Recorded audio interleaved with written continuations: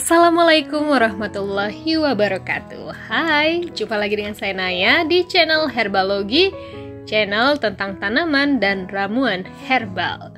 Apa kabar teman-teman? Sehat ya? Nah, di video kali ini kita mau kenalan dengan satu lagi tanaman herbal ya. Kalau di video sebelumnya itu kita sudah mengetahui perbedaan antara binahong dan gendola ya. Tapi kita belum kenalan lebih jauh dengan si gendola ya. Kita mau kenalan lebih jauh dengan si gendola ataupun Basella alba. Nah, gendola ini sendiri masuk ke dalam kerajaan Plantae di filum Magnoliophyta dan juga kelas Magnoliophyta serta famili Basellaceae, genus Basella dan spesies alba.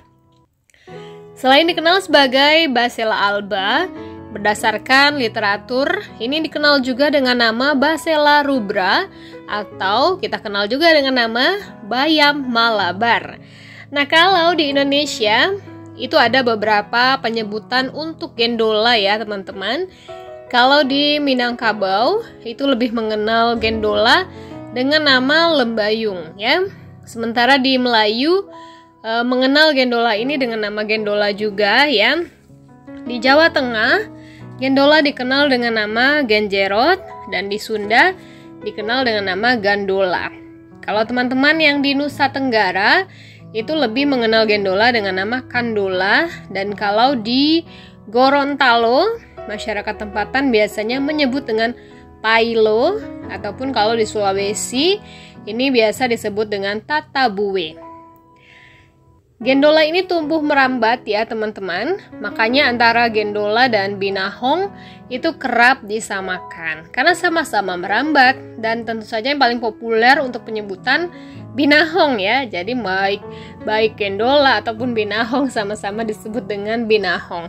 Padahal kedua tanaman ini itu berbeda ya. Untuk mengetahui perbedaannya, teman-teman bisa cek di video sebelum ini ya. Nah, gendola ini memiliki dua warna ya teman-teman ya. Ada yang berwarna merah dan ada yang berwarna hijau. Tapi mungkin lebih banyak itu yang berwarna merah ya. Nah, untuk gendola ini dia termasuk tanaman tahunan. Jadi jangan heran kalau teman-teman di rumahnya ataupun di daerahnya itu ada tanaman gendola. Ini dia akan masa hidupnya itu lama. Ada juga yang kalau dia kurang air ya, pada saat panas banget itu dia akan mengering dan mulai layu, akhirnya mati. Tapi sebelum mati, biasanya biji-bijinya itu sudah duluan jatuh ke tanah dan pada saat kelembaban tanahnya pas, maka si biji ini akan tumbuh. Jadi ada yang komen, di tempat saya bisa hidup sendiri, bisa mati sendiri ya. Nah, gitulah kira-kira siklusnya ya. Daun dari gendola ini teman-teman itu tebal ya dan dia itu berdaging. Makanya ketika kita mematahkan daunnya ini akan kedengeran bunyinya ya. Dan gendola ini memiliki bunga seperti ini dan dia ada buah. Nah, ini ya. Waktu masih muda ini buahnya akan berwarna hijau dan nanti ketika dia sudah matang, buahnya ini akan berubah warna menjadi ungu kehitaman ya. Ini sama antara yang hijau dengan yang merah ini sendiri ya. Nah, daun dari gendola ini teman-teman kaya akan saponin, protein, lemak, vitamin, ada vitamin A, B, C, E dan juga K ya. Dan juga daunnya ini kaya akan vitamin B9 atau asam folat ya. Ini dibutuhkan banget ya untuk ibu-ibu hamil ya. Ada juga kandungan riboflavin, niacin dan juga tiamin di dalam daun dari gendola ini. Serta kaya juga akan kalsium, magnesium dan juga zat besi. Nah, tanaman gendola ini menghasilkan tunas dan daun yang bisa kita konsumsi seperti halnya bayam ya. Karena memang kan namanya bayam Malabar ya. Oh ya, saya jadi ingat nih beberapa tahun lalu pernah membeli sayur ya di supermarket. Itu dinamai dengan nama sayur raja. Nah, sebagian masyarakat kita juga menamakan gendola, khususnya yang hijau ini, dengan sayur raja ya. Teman-teman kalau ketemu dikatakan sayur raja, inilah dia si gendola ya.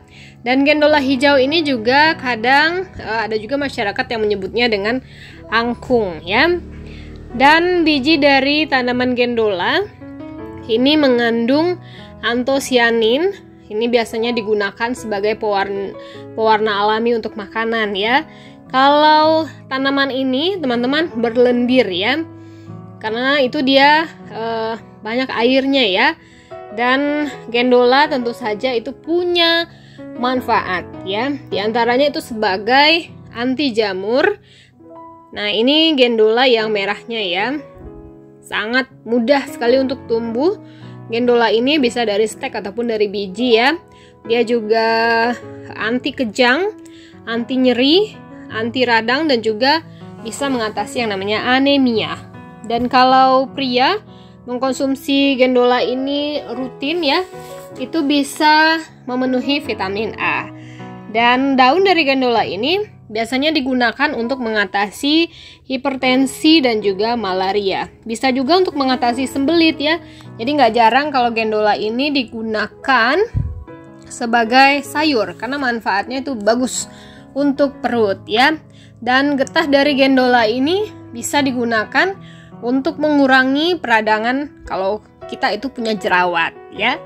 Dan kalau punya masalah diuretik ya, gendola ini juga bisa memperlancar buang air kecil dan menurunkan panas. Yang pasti dia anti peradangan ya, anti inflamasi istilahnya. Dan gendola ini kaya akan beta karoten dan fitokimia yang punya fungsi sebagai suplemen makanan.